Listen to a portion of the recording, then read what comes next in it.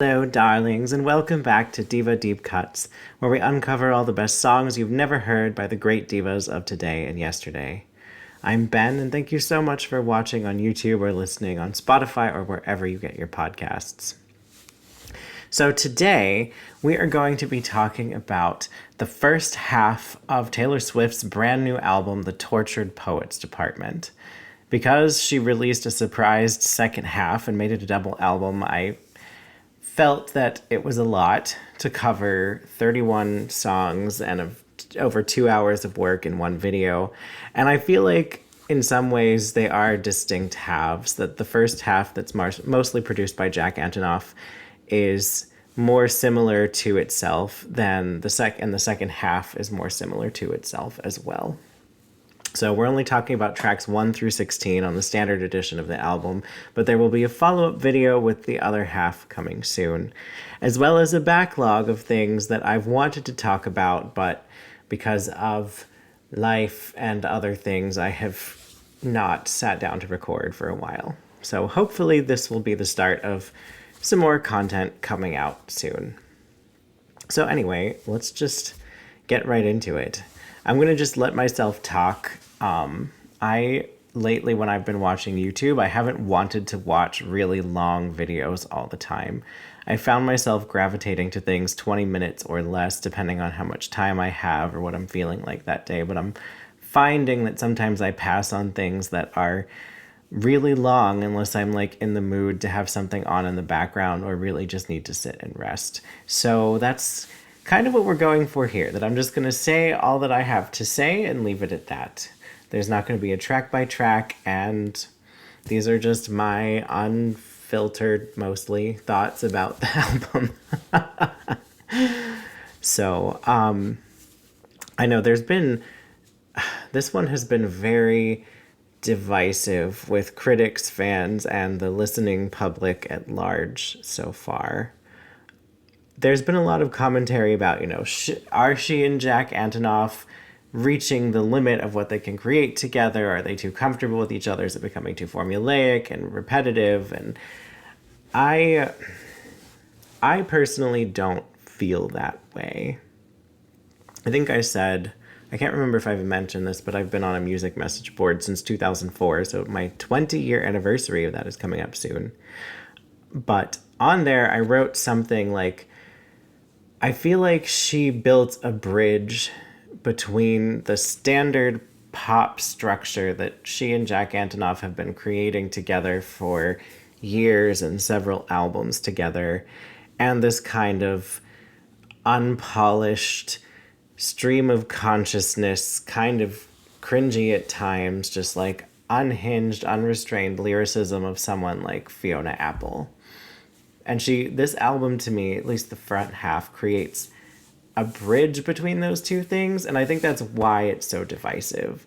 I think people that are expecting certain sounds from Taylor Swift find this one difficult to get into because it's not just more easily digestible pop structure and lyricism, but the people who want her to go there and really give something challenging and dense, like Fetch the Bolt Cutters or any Tori Amos album, that it doesn't quite get there either. So it's neither of those things. It's like painfully self-aware almost, and yet not self-aware at all. But I think those imperfections and those raw, corny, sometimes even cringy moments actually make for a really interesting, in-depth listen. And I also disagree with the people who say that you need to know all of like the lore and details about Taylor Swift's personal life and career to be able to understand this album. I had seen bits of it before I sat down to do my first listen through, and I tried to set that aside. There are some songs where that's kind of hard, because like, for example, track 5 is called So Long London, and Joe Alwyn is a British man, so like that one is specifically is a little hard to separate from her personal life. But sometimes that doesn't matter. I mean, So Long London is one of my favorite tracks on the first half of this record, and like All Too Well was very clearly about a very specific person and moment. And really, if we take out the London piece, the song is just as confessional, if a little more unconventional in structure than All Too Well. I'm not saying it's as good as All Too Well, but it's just a different animal. But I just think she is at that point where she is so huge and so successful and has such a large fan base that it's kind of like in a similar space to Beyonce, where people are like scanning for minute details to tear her down in any way that they can. And releasing an album that's not like polished and produced and tied up in a nice bow all to perfection is a way to do that. And I think it is bold and vulnerable to just kind of make this and put it out there. So anyway, let's have some water.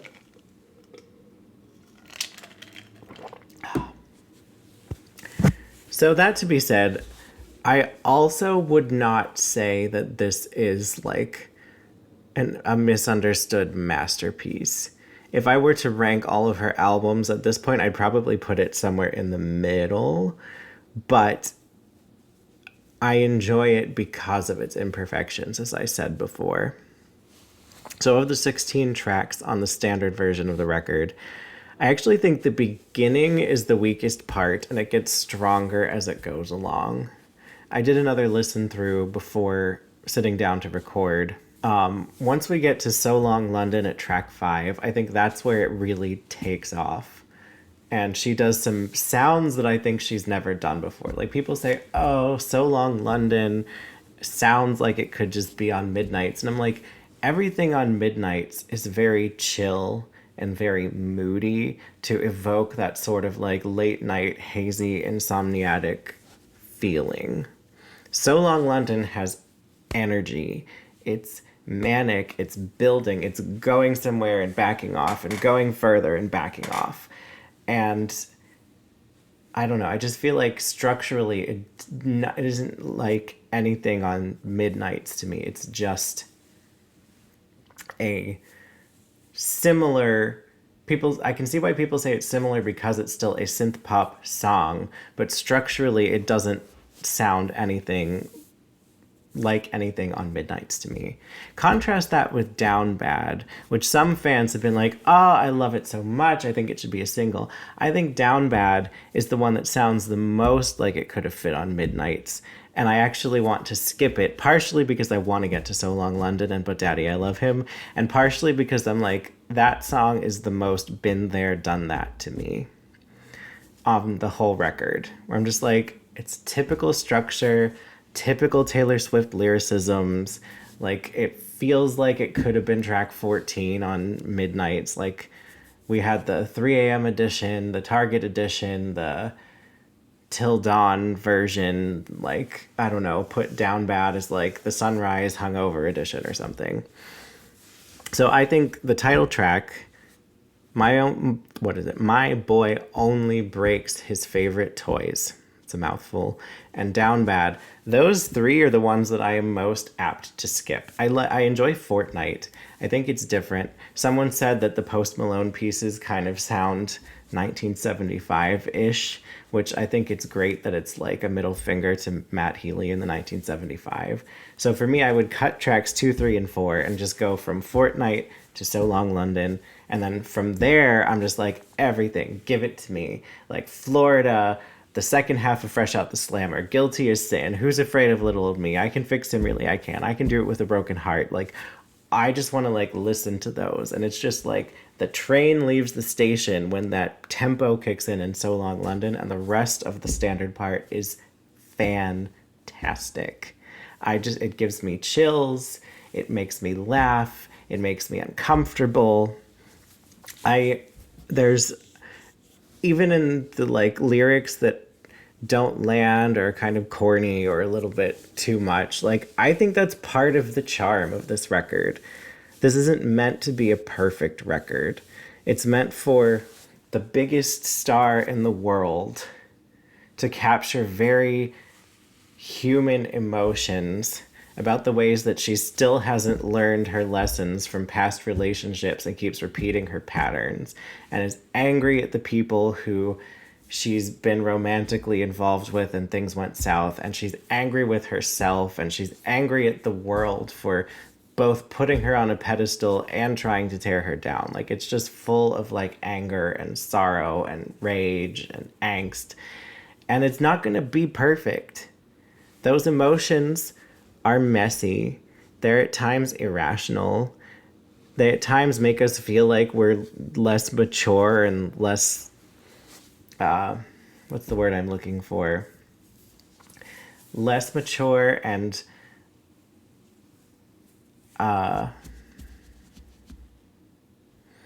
self-actualized is not the right phrase, but that's what's coming to mind. But like just less far along on our journey than we think we are. But that's kind of the point. Life's journey is a spiraling path. It's not a road, a paved road that goes straight ahead. And sometimes we double back and revisit patterns that we thought we had removed from ourselves and realize that we haven't. So that's what I really like about this record, and I think it captures it well.